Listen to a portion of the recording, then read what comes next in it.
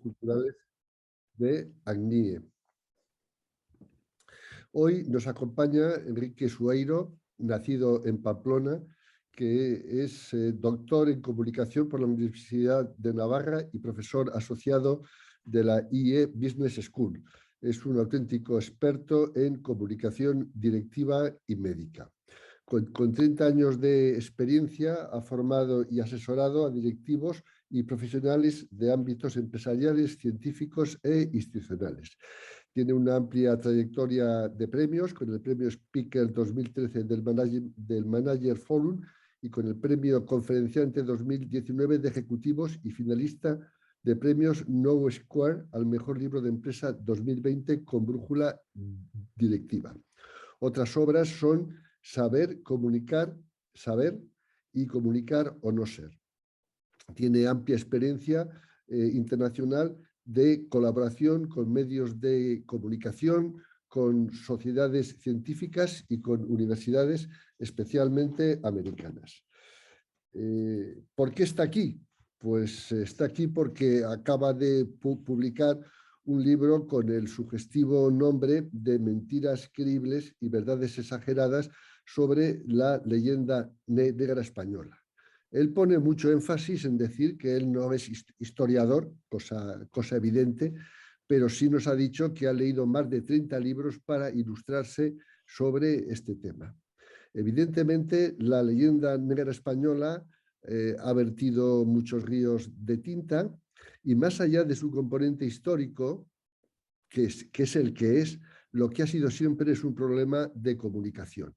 Es uno de los ejemplos de cómo una comunicación llevada en un cierto sentido ha conseguido trasladar una imagen de un país y de una serie de hechos. Y estamos hablando de comunicación y en esto Enrique es un auténtico experto. Enrique, cuando tú quieras. Pues muchas gracias, Eduardo. Muchísimas gracias por la invitación y por la presentación a compartir este rato con vosotros. Mi agradecimiento también a Luis Vilches, a Arturo Ruiz Falcó y por supuesto a toda la junta directiva de ACNIE y muy en particular a todas las personas que están ahora mismo viéndonos y escuchándonos o a las personas que lo hagan cuando esto quede grabado y disponible, ¿no? Pues estoy encantado de estar con vosotros. Vosotros sois unos expertos en algunos temas de los que yo no tengo ni idea. Yo, como bien decías, Eduardo, yo solo sé de comunicación. Yo me dedico a asesorar a directivos y a empresas en temas de comunicación, sobre todo a que trabajen bien y que el trabajo bien hecho lo comuniquen bien. Y cuando hay problemas, que comuniquen bien incluso las malas noticias. Eso es a lo que yo me dedico. Pero también procuro cultivar mi propia formación y me gusta leer para aprender, para entender el mundo. Y por eso el tema de la leyenda negra me pareció especialmente sugestivo porque tiene mucho que ver con la comunicación, con la gestión de la realidad y con la reputación. Por tanto, he aprendido mucho de cosas que ocurrieron en el siglo XVI, que se mantuvieron en el XVII y que algunas de ellas siguen hasta nuestros días, ¿no? Me gustaría empezar esta sesión con una especie de test de cultura general que soy muy consciente de que todas las personas que nos están viendo y escuchando ahora lo superarían ampliamente. Pero este test me parece relevante porque he comprobado que mucha otra gente corriente de la calle no acierta bien a responder a estas preguntas, ¿no? Y estas preguntas son las siguientes, que aparecen en la página 17. Y dice, primera pregunta, ¿dónde murieron menos personas quemadas vivas en la hoguera acusadas de brujería? ¿En Alemania, en Inglaterra o en España? Segunda pregunta, ¿qué país organizó en el siglo XIX la primera campaña médica de vacunación internacional? ¿Estados Unidos, China o España? Tercera pregunta. ¿Qué país promovió las lenguas locales de los territorios colonizados y construyó universidades y hospitales? Aquí pregunto qué país. Por tanto, de los tres que voy a decir, solo uno de ellos lo hizo. ¿Qué país hizo eso? ¿Holanda? ¿Francia? ¿O España? Y ya vamos terminando el test, que ya veis que para vosotros es sencillo. La cuarta pregunta dice, ¿la monarquía de qué país prohibió expresamente maltratar a los indígenas y utilizarlos para el mercado internacional de esclavos? ¿Portugal, España o Inglaterra? Y la última, ¿en qué país europeo se sigue conmemorando hoy, en pleno siglo XXI, a un autor, que es Lutero, que en el siglo XVI incitó a quemar sinagogas y escuelas judías? ¿Alemania, Francia o España? Bueno, como habéis podido comprobar, son muy fáciles estas preguntas y todos vosotros acertaríais. Pero muchas personas corrientes de la calle no aciertan a responder bien estas preguntas. Y ahora vamos a pasar de la cultura general a los datos en particular. La primera pregunta de ese test decía en qué país murieron menos personas quemadas vivas acusadas de brujería. Evidentemente ese país es España, donde menos. Pero fijaos en el dato curioso. Número de personas quemadas vivas acusadas de brujería en España. 59. En Alemania, 25.000. No deja de ser sorprendente. Y sobre todo me resulta muy llamativo cuando podemos ver por las calles de Madrid o de muchas ciudades españolas turistas alemanes o de otros países que vienen a España y nos preguntan por la Inquisición en España y nosotros le contamos con todo lujo de detalles las crueldades que se cometieron, ¿no? Que quede claro que a mí me parece una barbaridad que se matara a 59 personas vivas acusadas de brujería. Bueno, en general me parecería mal mataran a una, pero bueno, 59 me parece una barbaridad. Pero claro, si 59 me parece una barbaridad, 25.000, bueno. Por tanto, creo que esto es un dato que lo cuento como anécdota, pero creo que es una anécdota, lo cuento no tanto porque sea anecdótico, sino porque me parece sintomático. Y voy a contar algunas otras anécdotas que también me parecen sintomáticas. Seguimos en el ámbito germano.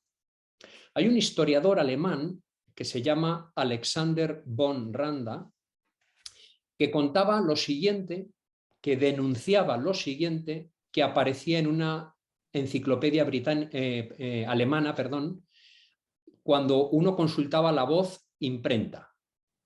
Entonces, en la voz imprenta, en la Brockhaus, según Alexander von Randa, ahí lo que se leía es que el invento de Gutenberg, decía, llegó también a Norteamérica en 1638.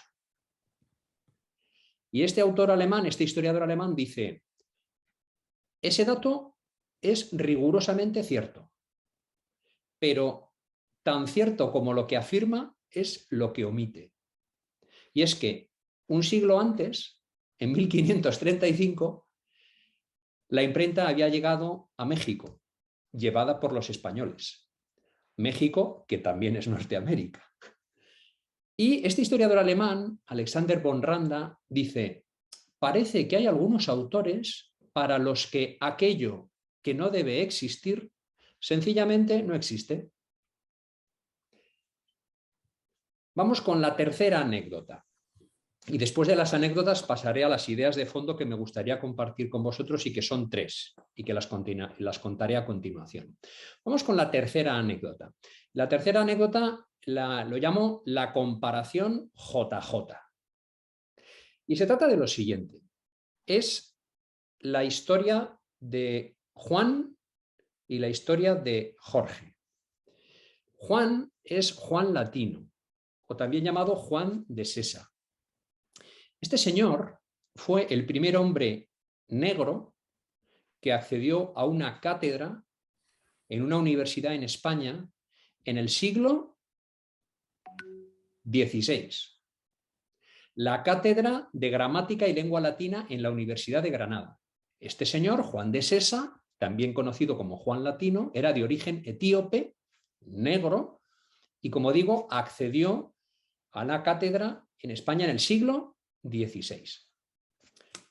Este es Juan. Y ahora vamos con Jorge. Bueno, Jorge realmente se llama George porque es era estadounidense, ¿no?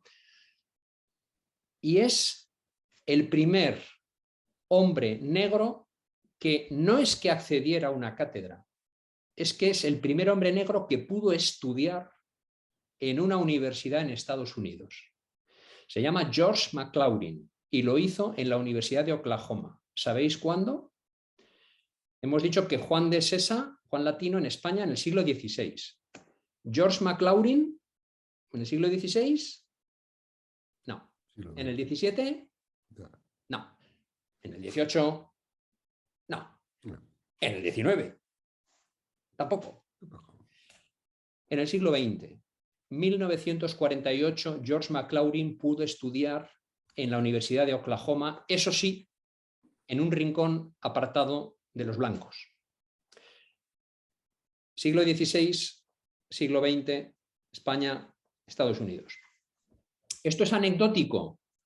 Yo creo que es anecdótico y es sintomático. Vamos con algo más que nos ayuda a entender un poco el fenómeno de desinformación que supone la leyenda negra y que tuvo su origen, o un detonante muy claro, hace exactamente ahora 500 años, con la publicación de una obra de Fray Bartolomé de las Casas, dominico español, que hizo muchas cosas estupendas y, entre otras, tener una preocupación por defender la dignidad de los indígenas en América, pero que creo que dando por supuesta su buena voluntad, que no la pongo en duda, creo que es un ejemplo prototipo de sensacionalismo del siglo XVI, por lo que tiene de exageración. En su obra Brevísima relación de la destrucción de las Indias, que se publicó por primera vez en 1552 y que luego utilizaron los enemigos de España para traducirla y exagerarla todavía más, en esa obra hay muchos datos que por una parte son incoherentes y por otro son unas exageraciones y unas hipérboles espectaculares, hasta el punto de llegar a afirmar que los españoles asesinaron en América a 20 millones de indígenas. Claro, esa cifra es de todo punto imposible, ¿no? Pero a ver, uno puede tener un desliz o, bueno, una cifra que se le ha ido, no, pero es que toda la obra está llena de cifras hiperbólicas, ¿no? Y cuento una más de esas hipérboles que este buen hombre, con probablemente la mejor intención, pues deslizó en su obra, ¿no? Él denunciando el maltrato a los indígenas, a mí no me cabe duda. Evidentemente yo no estaba allí, pero no tengo ninguna duda de que se produjeron excesos, con toda seguridad. Pero una cosa es que se produzcan excesos y otra cosa es que todo solo fueran excesos, ¿no? Y como digo, esto lo ilustro con una cosa que dice Bartolomé de las Casas a propósito de la bravura y la crueldad supuesta de los españoles, ¿no? Dice que un solo hombre con la espada mata a 10.000 indígenas por hora. Si sacamos la cuenta, 10.000 por hora significa matar a 167 personas por minuto, un hombre con una espada, o aproximadamente a 3 indios por segundo. Bueno, creo que no hace falta seguir contando detalles de las exageraciones de esta obra, que, repito, no tengo duda de su buena intención, pero que hizo un flaquísimo favor a la historia y a la reputación de España. Bueno, este tipo de cosas son las que configuran, estas y otras muchas, desde el siglo XVI durante 5 siglos, lo que conocemos como leyenda negra.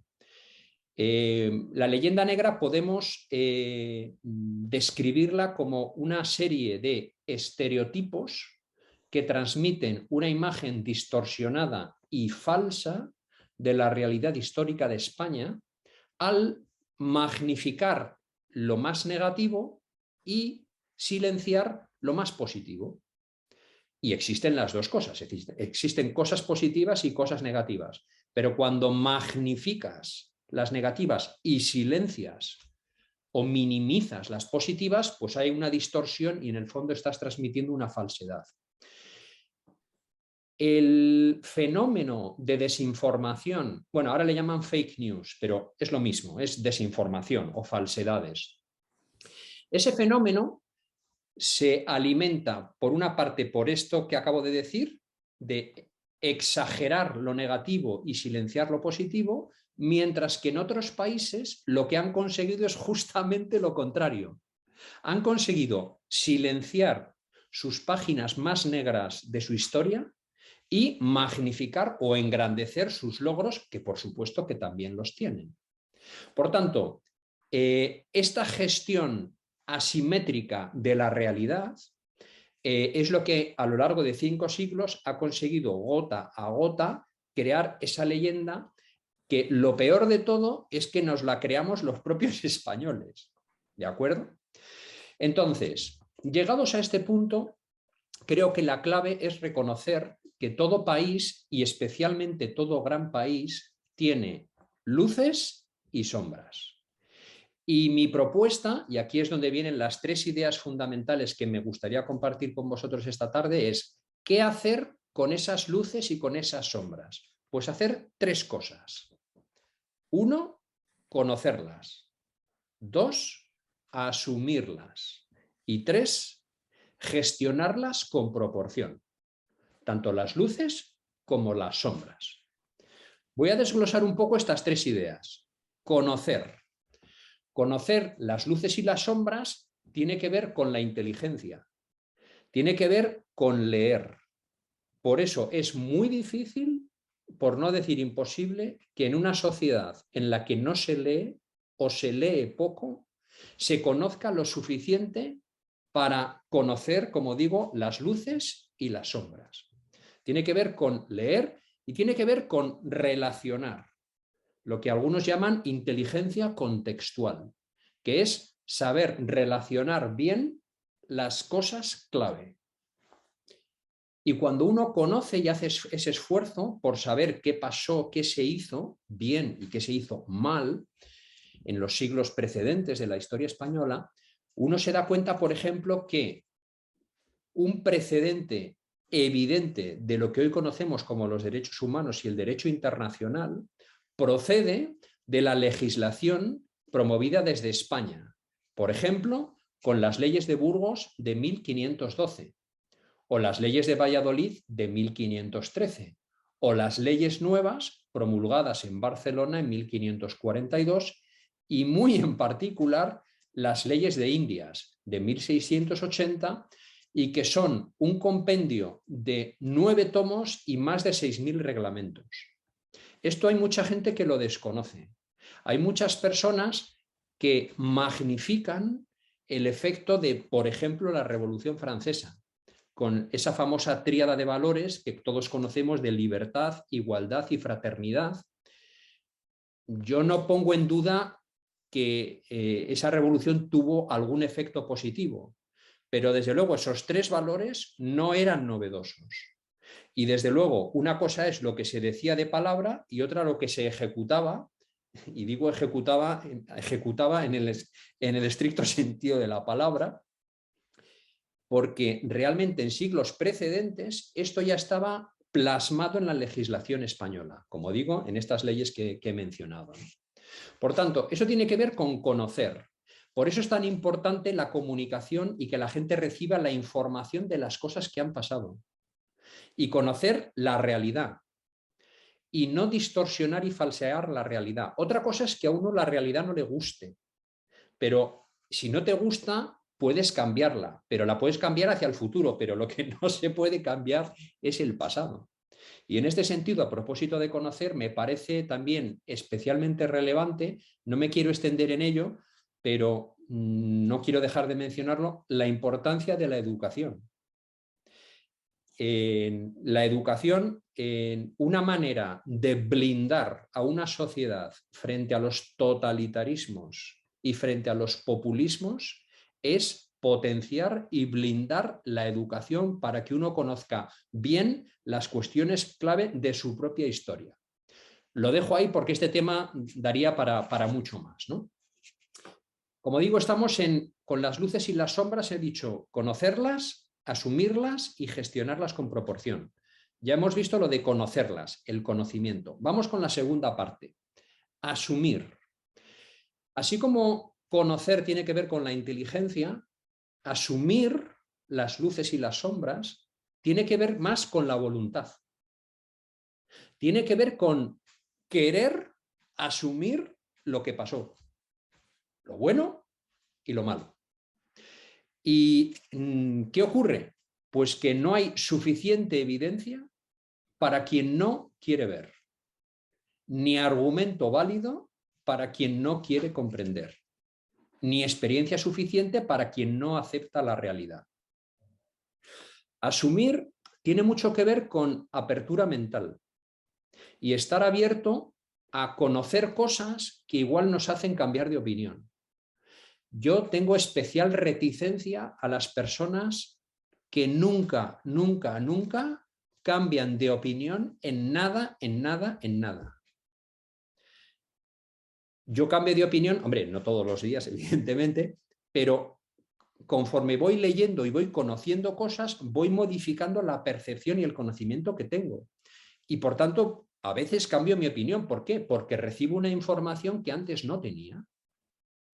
Esta apertura mental, como digo, para asumir las luces y las sombras, no es sencilla. Y pongo un ejemplo muy claro, y es que esa apertura mental es la que nos llevaría a reconocer que a veces alguien que nos cae mal tiene razón. Es que este me cae mal o porque es de otro partido, porque es de otra... Bueno, ¿y qué? Si lo que dice es verdad, yo tengo que tener la suficiente honradez para decir, vale, tiene razón en lo que dice, aunque él no me cae bien. Y a la inversa, tener la honestidad de reconocer que alguien que nos cae bien a veces se puede equivocar. ¿No? Es que como en mi grupo siempre pensamos que... Por tanto, yo soy muy partidario de militar en la verdad. Perdón, o al menos en la búsqueda de la verdad. O sea, tampoco yo no la tengo, pero desde luego la busco.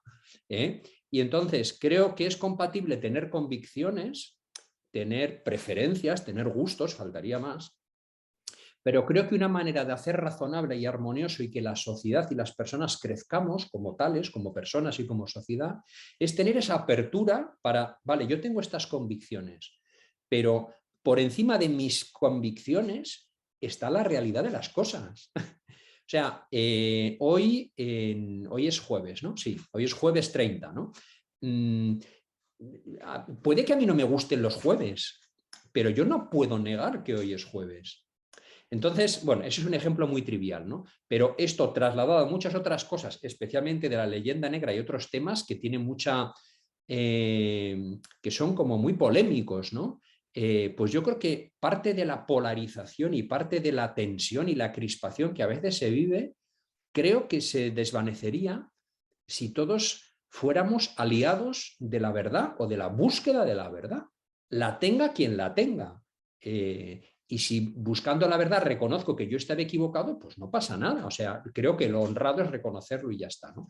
Como digo, esta segunda parte, así como la primera me parece difícil por lo que decía de la educación y del conocimiento y del leer, pero eso tiene que ver con la inteligencia. Pero esto que digo de asumir, esto es más complicado porque tiene que ver con la voluntad.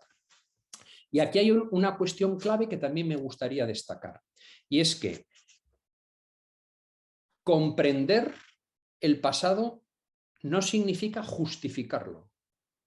Creo que el verbo comprender es muy importante en el sentido en el que lo utilizaba Hannah Arendt, de ser capaces de comprender por qué pasan las cosas, por qué ocurrieron y sobre todo reconciliarse con la realidad de lo que pasó. Pero esa comprender, como digo, comprender no equivale a justificar. Todo lo que tiene que ver con el apartado de la Inquisición, a mí y creo que a cualquiera, nos resulta realmente incomprensible, ¿no? Pero o nos metemos en la época del siglo XVI y XVII o no entenderemos nada. Y como digo, comprender no equivale a justificar. Asumir las luces y las sombras, cuando uno analiza los datos, lleva a aceptar que España hizo pues unas cuantas cosas positivas, se mire por donde se mire, con sus sombras, porque España llevó sanidad, educación, cultura, por supuesto también llevó religión, como era lo que se llevaba en aquella época, ¿no? Asumir esa realidad significa también que España promovió universidades en Hispanoamérica. Y además, por ejemplo, la primera, la española, ¿no? En 1538. 1538, un siglo antes que la primera universidad en Estados Unidos, que es Harvard, de 1636. No se trata de quitar mérito a otros, se trata simplemente de que si alguien se pone a comparar, pues yo creo que cuando comparamos con los datos, la verdad es que España gana por goleada. Ganar por goleada no significa que todo se hizo bien, ni mucho menos. Creo que es importante asumir que, en mi opinión, no somos ni los mejores inmejorables, pero desde luego no somos los peores inempeorables.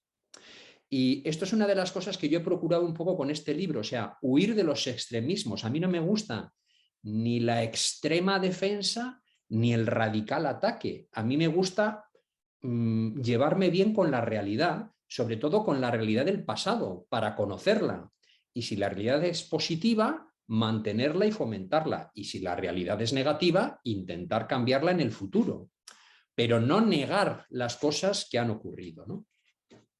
Por ejemplo, ese asumir también lleva a ser consciente del carácter pionero en algunas cuestiones, como por ejemplo las cátedras de medicina. La primera cátedra de medicina en América fue en México en 1578. 1578, 2 siglos antes que la primera cátedra de medicina en Estados Unidos, que fue en Filadelfia en 1765. Estoy haciendo comparaciones en este caso con Estados Unidos. Estados Unidos es un país que yo admiro. Yo he estado una decena de veces en ese país que me ha acogido estupendamente. He aprendido muchísimo de esa gente. Creo que tiene una historia, evidentemente, mucho más corta que la de España, pero con páginas gloriosas de Estados Unidos. Y también es cierto que con otras páginas nada gloriosas, ¿no? Entonces, creo que una cosa no quita la otra, ¿no?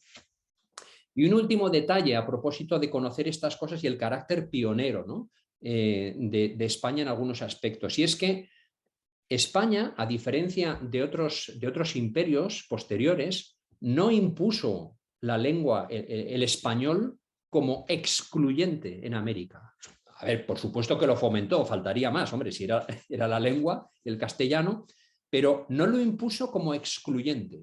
Es más, en 1580, Felipe II ordena que se creen cátedras de lenguas indígenas en Hispanoamérica.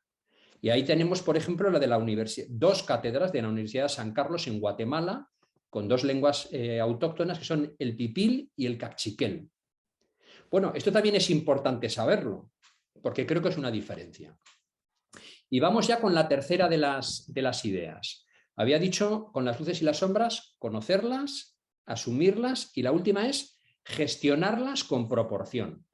Y aquí entramos en lo que, como diría Baltasar Gracián, el arte de la prudencia, ¿no? Claro, ¿cuál es el criterio para no publicar solo lo negativo ni solo lo positivo?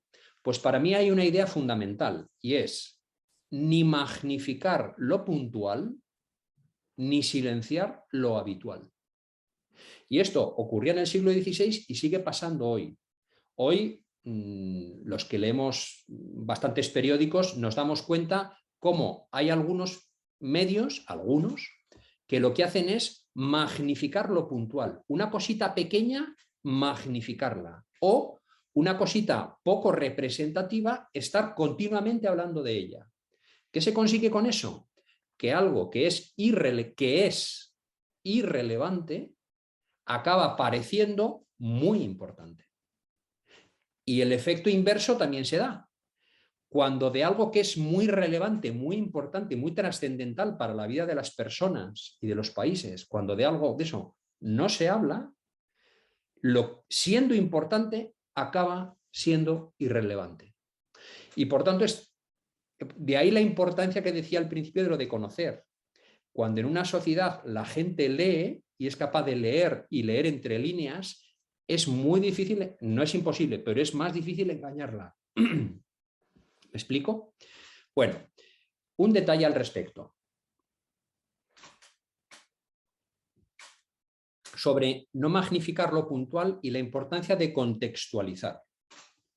Una cosa es cometer crueldades saltándose la ley, que es lo que hicieron sin duda algunos españoles en América, y otra cosa muy distinta es cometer crueldades siguiendo las órdenes del poder, que es lo que está documentado que ocurrió en otros colonialismos posteriores. El capítulo 3 de este libro se refiere al colonialismo comparado, y ahí mi fuente sobre todo ha sido un libro de historiadores franceses coordinados por Marc Ferro.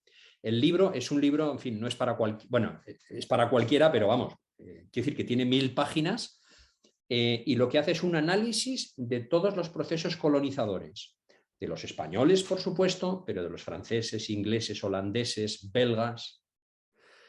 Cuando uno acaba de leerse ese libro, dice, no me cabe duda de que cometimos barbaridades, pero muy menores en comparación con lo que hicieron otros posteriormente, que fueron más crueles y más prolongadas en el tiempo. Y como conclusión de todo esto, de gestionar con proporción, mi conclusión es cómo hacer esto y qué lecciones podemos extraer. Ya digo que yo me dedico a la comunicación, simplemente he extraído lecciones de comunicación a partir de la historia. Pues para mí una clave fundamental es profesionalizar y blindar la comunicación de España como país. Cuando digo profesionalizar, quiero decir que haya gente dedicada, gente profesional, dedicada profesionalmente, y cuando digo profesionalmente quiero excluir políticamente. Y lo de blindar me refiero a que sobreviva esa política de comunicación de España como país, que sobreviva a los cambios de gobierno. Porque creo que es legítimo que cada gobierno tenga su acento especial, faltaría más, pero creo que hay una base, y esa base desde luego es la realidad histórica, que creo que todos deberíamos comprometernos a salvaguardarla. Y por último terminaría sobre la importancia de la comunicación al respecto, y ya con esto termino, diciendo que la mejor comunicación no arregla una mala dirección, pero una mala comunicación arruina la mejor gestión. Muchas gracias.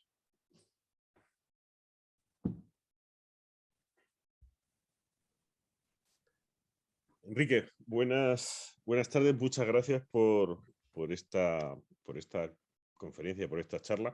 La verdad es que es evidente que tu experiencia como comunicador pues, es patente y es una delicia escucharte cómo vas desgranando hechos y, vamos a decir, mitos con tanto sentido común y con tanta racionalidad. Entonces, muchísimas gracias. Bueno, vamos a abrir un periodo de preguntas. Entonces, sugiero que las escribáis en el chat y yo se las voy pasando a Enrique. Me acabo de dar cuenta, ¿me oyes? Sí, te oigo. Sí, no, que me acabo de dar cuenta de que, claro, como quería ser muy sintético, me parece que he sido especialmente breve. porque me habíais dicho que hablara un poquito más y creo que he sido especialmente breve. La ventaja de esto es que ahora hay más opciones para poder comentar lo que a la gente le interese con más detalle. Bueno, pero mientras vamos recibiendo alguna de las preguntas, lo que si quieres extenderte o quieres ampliar algún punto en concreto, mientras vamos recibiendo preguntas. Por aquí nos dice José Luis Navarro que lo breve es y bueno, 2 veces bueno.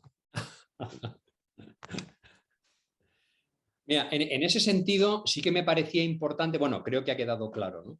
Pero más allá de las cosas anecdóticas, a ver, este libro está, yo le he dedicado, en fin, muchas horas, alrededor de 1000 horas a documentarme y a leer para escribir esto, ¿no? Pero más allá de las historias, que hay muchas en el libro, para mí lo importante es como esa conclusión práctica que podemos sacar y que yo lo he resumido en esos 3 verbos, ¿no? Lo de conocer, asumir y gestionar. Y cada uno de esos 3 pasos me parece que da como para bastante implicación en la vida personal y profesional. Y yo te agradecería que te extendieras, aunque has evitado hacerlo, pero sí me interesa que elaboraras un poco más sobre la importancia de la educación, especialmente en temas de historia. Yo soy de la opinión que lo que no se conoce no se quiere y lo que no se quiere no se defiende, y por lo tanto esa es una de las grandes debilidades que tenemos respecto a nuestra historia y sobre nuestra capacidad de entender la actualidad en el país. Entonces a mí me gustaría que elaboraras un poquito sobre ese punto. Pues a partir de lo que ya he dicho, creo que hay algunos temas que son básicos en una sociedad, ¿no? Que son como pilares, que son como, sí, como el sustento, como el fundamento, y la educación claramente es uno de ellos, ¿no? Y sobre todo porque a uno le da, la educación no es tanto, bueno, al menos yo lo veo así, ¿no? No es tanto el saber cosas, que por supuesto hay un mínimo que creo que hay que saber, como el hábito intelectual de estar abierto a contrastar las cosas, ¿no? En este sentido, mira, hay una frase de un autor que creo que lo tengo por aquí, a ver, sí, Malby, este creo que es, no, a ver, Bolton Powell, a ver. Sí, por ejemplo, hay un profesor, esto lo pongo aquí en una de las páginas, este es un profesor de historia estadounidense que se llama Herbert Bolton, profesor de la Universidad de Notre Dame, ¿no? Y voy a leer un poquito este párrafo que creo que es muy ilustrativo al respecto, ¿no? Dice, como digo, es un historiador estadounidense. Dice, entre mis convicciones históricas indiscutibles se encontraban las siguientes. Los demócratas estaban condenados de antemano, los católicos, los mormones y los judíos debían ser mirados con desdén. Los norteamericanos vencieron a Inglaterra, vencieron a los indios. Los mejores indios son los que están muertos. Los ingleses llegaron a América para fundar sus hogares, los españoles con el único fin de explotar oro. España fracasó en el Nuevo Mundo. Los ingleses siempre triunfaron. Sus sucesores, los norteamericanos, eran los elegidos de Dios. Toda historia americana se desarrolló entre el paralelo 49 y el río Bravo. Los norteamericanos expulsaron virtualmente a los mexicanos de Nuevo México, Colorado, Texas, Arizona y las demás regiones, y subsiguientemente construyeron un gran imperio. Y aquí viene la última frase que me parece la más significativa de este autor estadounidense. Dice, cada uno de estos conceptos, estos que acabo de decir, cada uno de estos conceptos es falso en su totalidad o en parte, pero necesité media vida para descubrirlos. Ilustrativo. Me parece que es muy ilustrativo y sobre todo he utilizado muchos ejemplos de historiadores extranjeros, no porque crea que tengan más autoridad que los españoles, sino para que, en fin, me pueden acusar de muchas cosas, pero desde luego aquí los referentes o muchos de los referentes son extranjeros y repito, que no porque los españoles tengan menos autoridad, ¿no?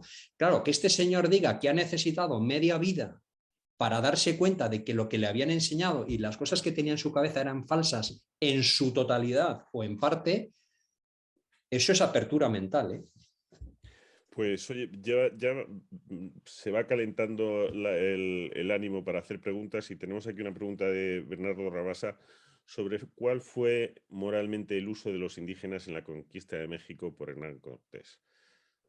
Bueno, vamos a ver. Yo, como he dicho al principio, yo no soy historiador y por eso voy a tener especialísima cautela en no meterme en cuestiones que tienen que ver con los datos históricos, sino la gestión de la comunicación, ¿no? Y aquí me remito a lo que he dicho antes, ¿no? Es abrumadora la diferencia moral de los excesos que se han cometido en las colonizaciones de España con la de otros países. Porque digo, una de las cualidades, de las virtualidades que tuvo las denuncias, cierto que excesivas, pero denuncias de Bartolomé de las Casas, es que el líder del mundo en aquella época, Carlos V, emperador Carlos V, una cosa que hizo y que ningún otro líder mundial ha hecho después es, entre comillas, paralizar el proceso imperialista en América para tener un debate moral sobre si lo que se estaba haciendo allí era correcto o no. Y la legislación que se promovió fruto de ese debate es lo que se plasmó en las leyes que he mencionado antes, y eso creo que es muy cualitativo y muy diferente. Ya digo, una cosa es cometer barbaridades saltándote la ley y otra es cometer barbaridades porque justamente es a lo que te incitan tus gobernantes. Muy, muy interesante. Tenemos otra pregunta sobre si pudieras elaborar un poco entre la diferencia entre comunicación y publicidad y cómo en estos momentos se mezclan y se confunden.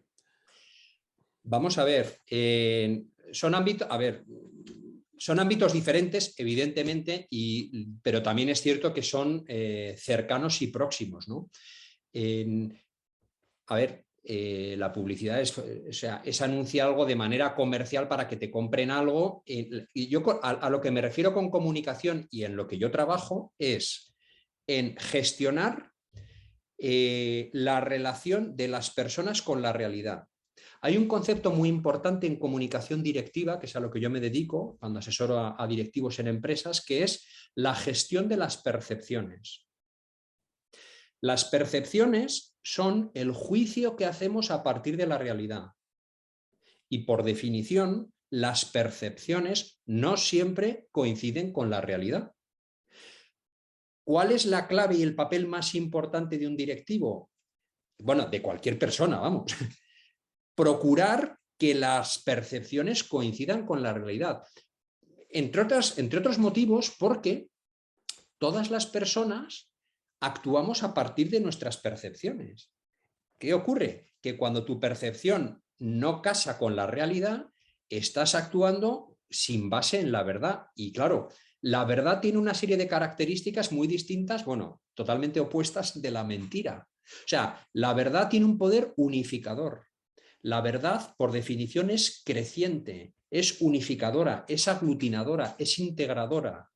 La mentira es justamente todo lo contrario. Por eso la mentira es la mejor herramienta para quien quiere destruir, separar y crear un conflicto. Yo que me dedico a la comunicación, lo tengo clarísimo. Solo la verdad comunica. Solo la verdad comunica. Mentir prostituye la comunicación.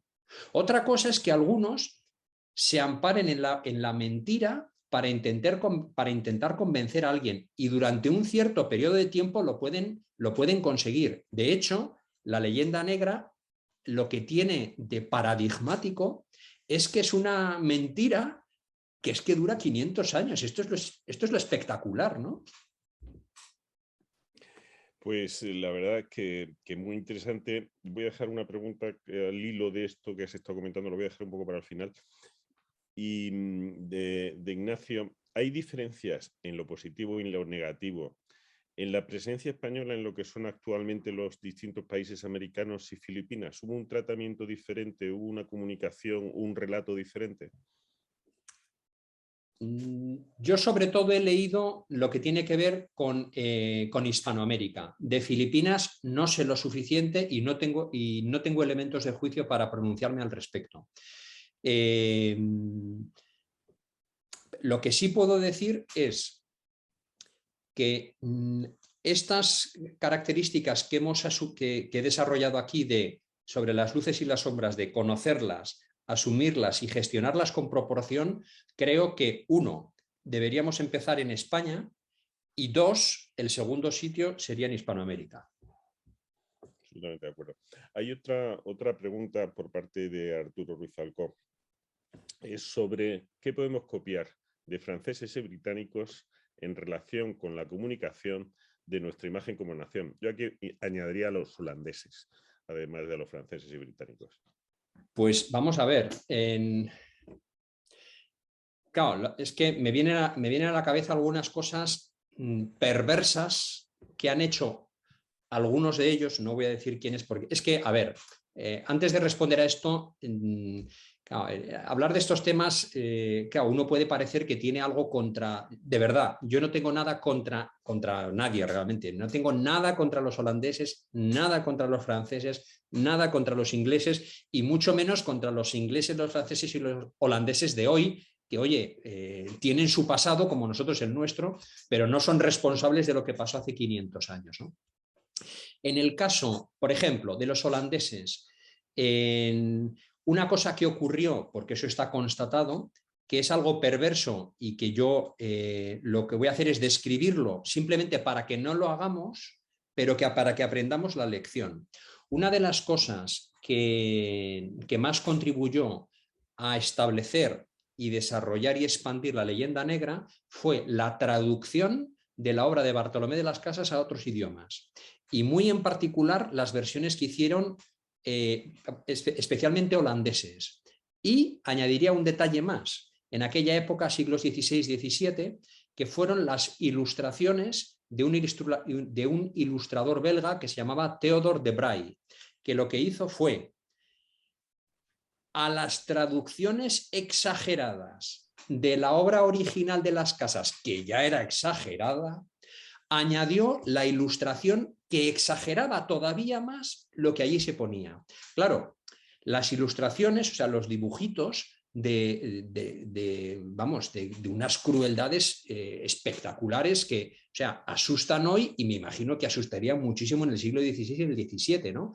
Bueno, pues tenemos que saber lo que han hecho otros. Yo no, evidentemente no apuesto por hacer eso, pero cuando decía lo de profesionalizar la comunicación, quiere decir, conozcamos todas esas herramientas que utilizan otros, primero para detectarlas y segundo para contrarrestar nosotros con la verdad. Una lección, decías, que podemos aprender, por ejemplo, de los ingleses. Pues mira, los ingleses tienen una cosa muy buena, que en el libro cuento una historia a propósito, una historia, algo sucedido a propósito de cuando se celebró un aniversario de la famosa batalla de 1588, la batalla naval de España-Inglaterra, ¿no?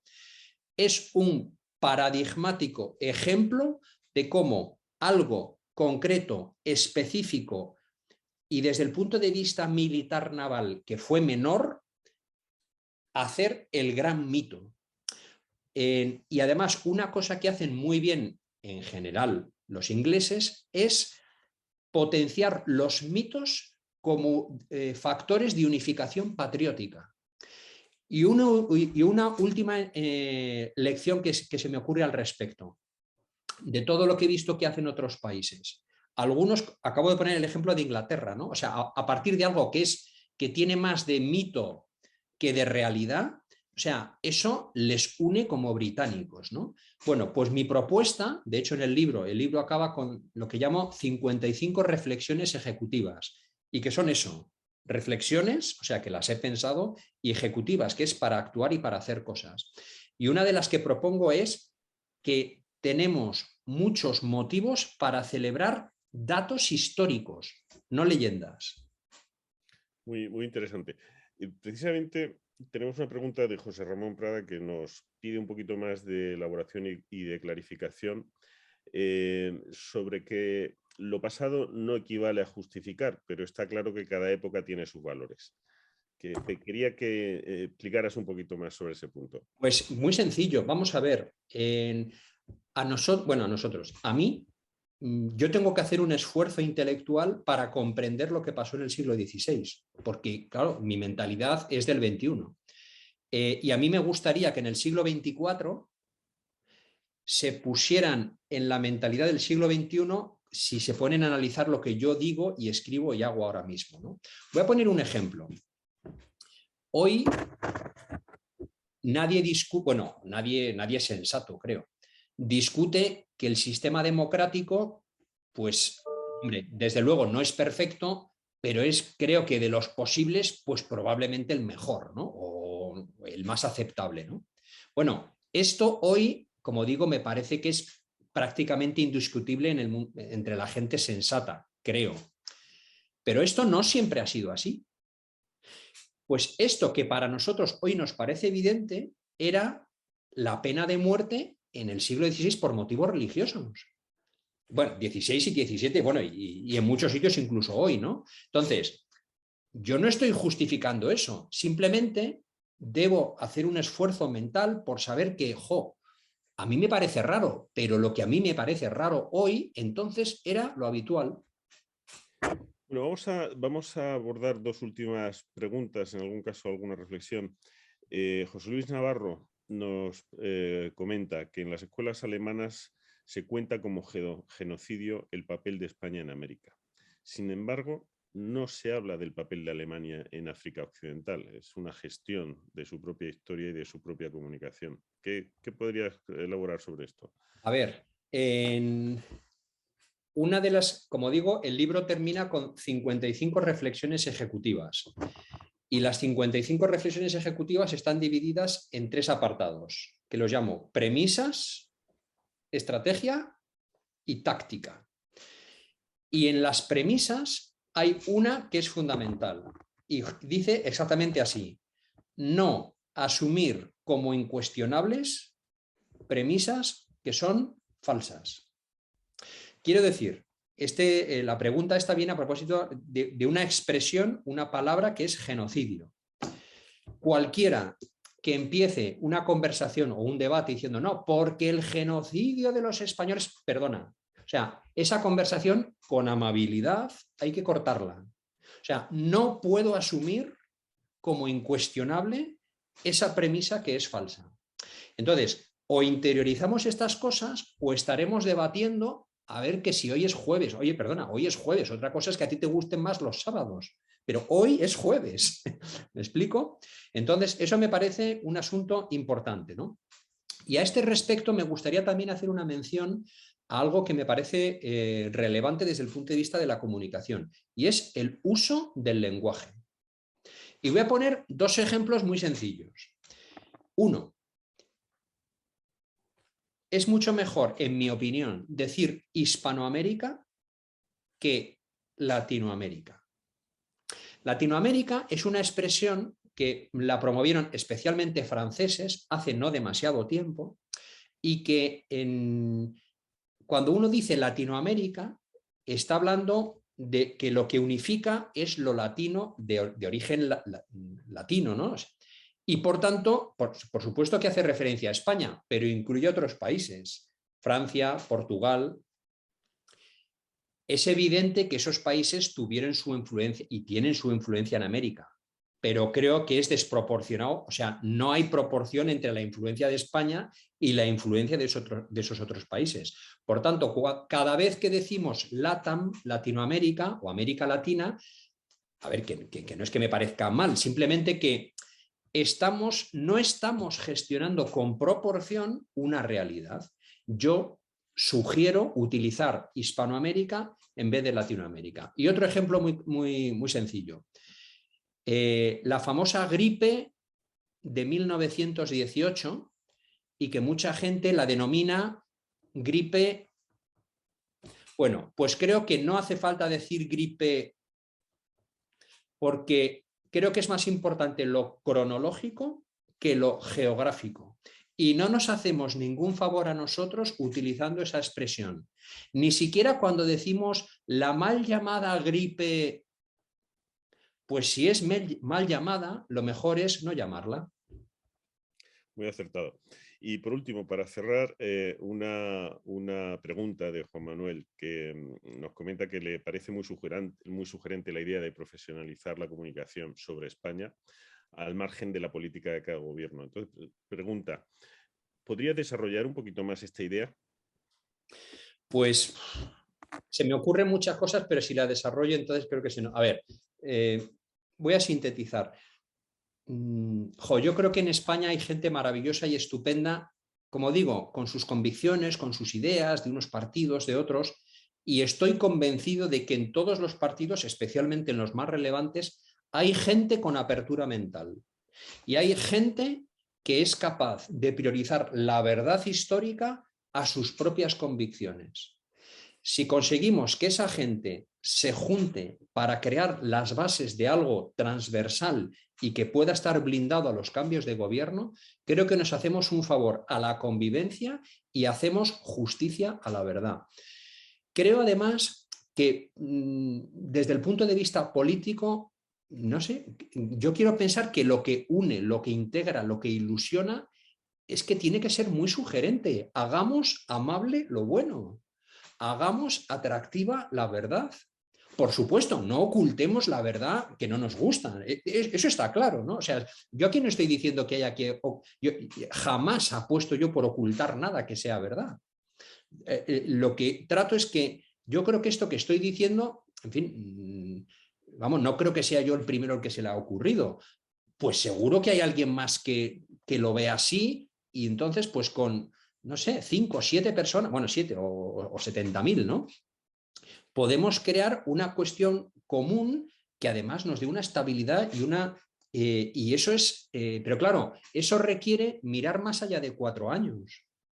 Porque algunas de las cosas que propongo en las 55 reflexiones ejecutivas, sobre todo las que tienen que ver con las premisas y las que tienen que ver con la estrategia, esas, o sea, en 4 años es imposible hacer esto, ¿no? Pero quiero creer que en todos los partidos hay alguien capaz de ver esto y capaz de juntarse con alguien que no opina como él y crear esa base común. Muy bien, bueno, pues yo creo que ya vamos a dar paso al cierre. Le voy a dar el paso a Luis Vilches, para que es el vicepresidente de ACNIE, para que nos dé unas últimas palabras. Yo te quiero agradecer la charla, porque más que una conferencia, yo creo que es una charla muy interactiva y muy comprensiva, y sobre todo estas reflexiones de altura intelectual que muchas veces deberíamos todos intentar incluir en nuestros diálogos cuando hablamos y comentamos sobre la historia de España. Mientras le paso la palabra a Luis, como he visto que hay algún asistente que pregunta por tu libro, voy a poner la imagen de la portada para que puedan tomar nota y la puedan ver. Luis, por favor.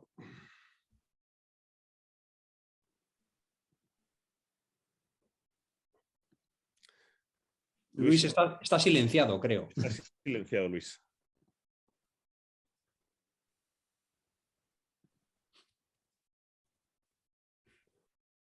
Luis, no te oímos.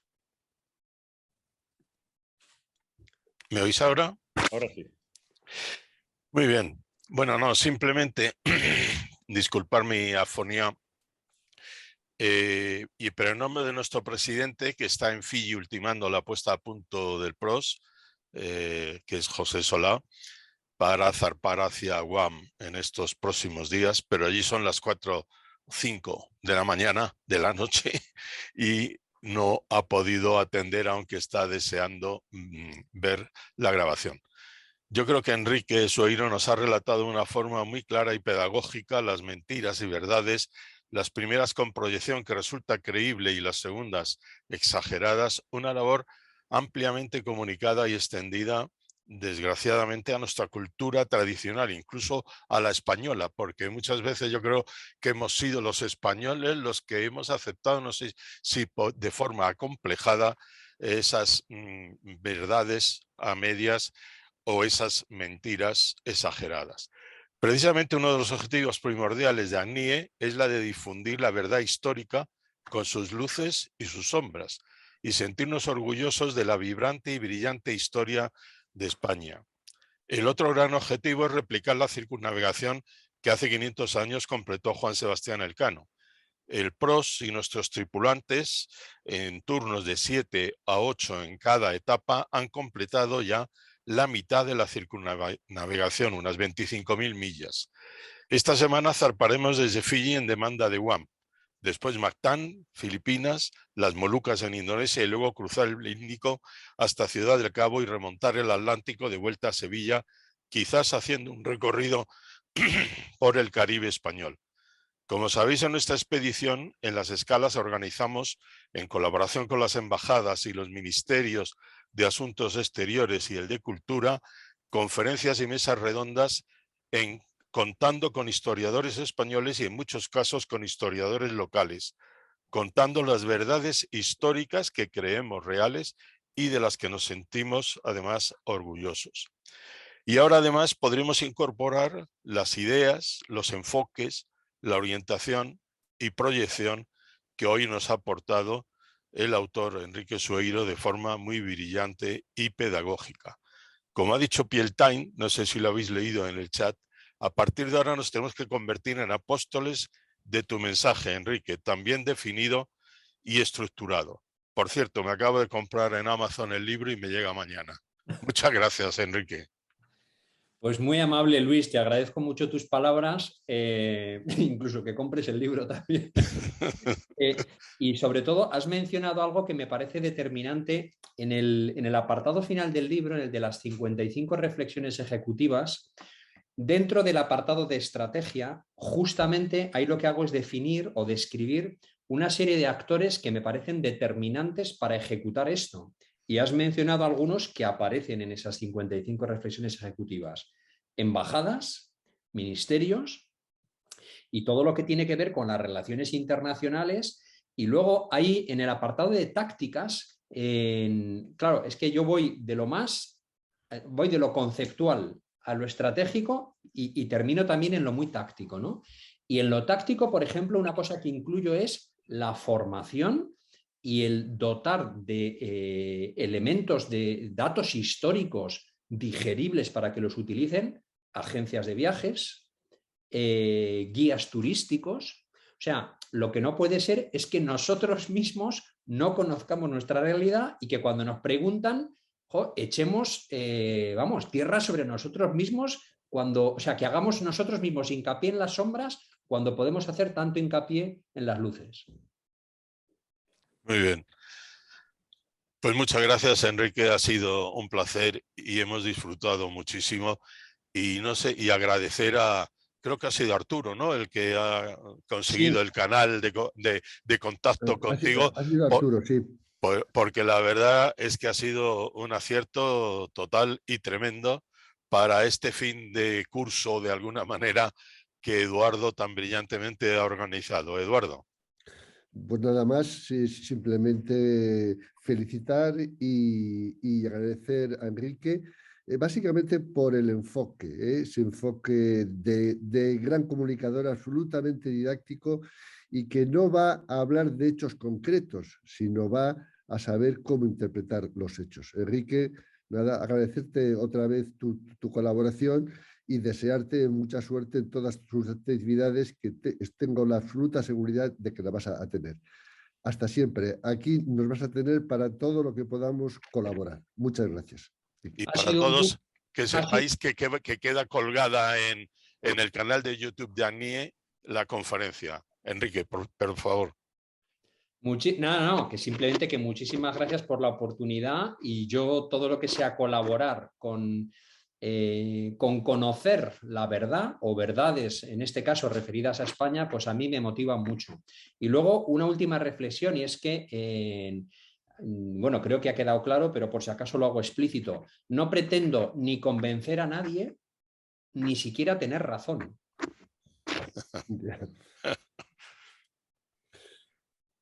Muy bien, pues muchas gracias a todos y hasta la próxima. Muy bien. Gracias, adiós. Gracias. Adiós.